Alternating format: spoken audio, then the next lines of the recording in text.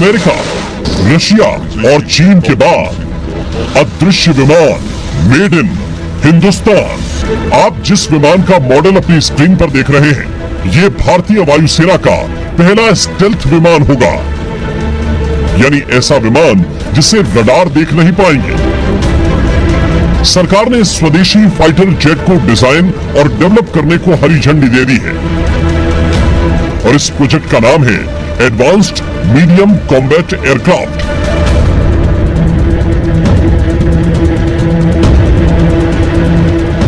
पांचवी पीढ़ी के लड़ाकू विमानों ने हवाई युद्ध का तरीका बदल दिया है। आजकल दुनिया का हर देश इसे बनाना चाहता है। दुनिया में इस समय पांचवी पीढ़ी के सिर्फ 4 फाइटर जेट मौजूद हैं। अमेरिका के पास ऐसे 2 लड़ाकू विमान F-22 और F-35 हैं। रूस के पास Su-57 फाइटर जेट और चीन ने J-20 लड़ाकू विमान बनाकर अपनी सेना में शामिल कर दिए हैं।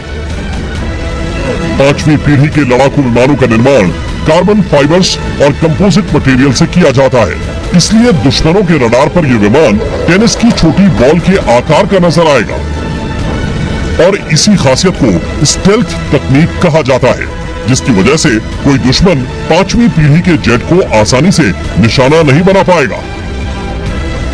5th जनरेशन एयरक्राफ्ट अब तक खाली 3 देशों ने बनाया है, यूएसए में और रशिया और चाइना।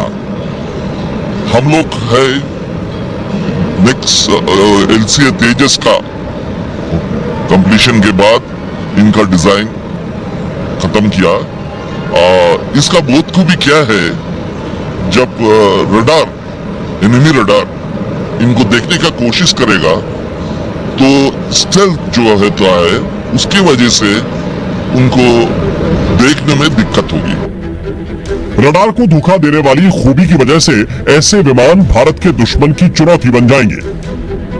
भारत ने इस प्रोजेक्ट के लिए 15,000 करोड़ रुपए की मंजूरी दी है। सूत्रों के मुताबिक DRDO के साथ प्राइवेट और सरकारी कंपनियां और एजेंसियां मिलकर 5 साल में 5 प्रोटोटाइप बनाएंगी। प्रोटोटाइप मतलब फाइटर जेट का वास्तविक मॉडल बनाया जाएगा जो उड़ान भरने के काबिल होगा। सूत्रों के मुताबिक हिंदुस्तान एयरोनॉटिक्स लिमिटेड की मदद से पहला प्रोटोटाइप साल 2026 तक बनकर तैयार हो सकता है। बताया जा रहा है कि भारत 200 से ज्यादा ऐसे विमानों को अपनी सेना में शामिल करेगा। अब नजरें एमका पर है। एमका यानी एडवांस मीडियम कॉम्बैट एयरक्राफ्ट। ये एक बहुत फ्यूचरिस्टिक एक प्रोजेक्ट है जिस पर काफी सालों से काम चल रहा है। तेजस कामयाब हो गया, अब एमका की बारी। हमारे साथ डॉक्टर AK घोष है जो प्रोजेक्ट डायरेक्टर है एमका के। AMCA advance medium combat aircraft. Doctor Ghosh, Tejas तो बहुत कामयाब रहा है, कई सालों से हम सुन रहे हैं एमका के बारे में। सबसे पहले तो ये कि एमका अभी किस स्टेज पर है? एमका का डिजाइन हो चुका है, अभी जो काम चल रहा है डिटेल डिजाइन का। डिटेल डिजाइन का मतलब क्या है, हम जब प्रोटोटाइप बनाएंगे उनके लिए जो डेटा जनरेशन करना है, मॉडल जनरेशन करना है, टेस्टिंग वगैरह करना है, उसका काम अब चल रहा है। और कुछ ही दिन बाद हम लोग इनका मेटल कटिंग स्टार्ट करने वाला हूँ प्रोटोटाइप बनाने के लिए।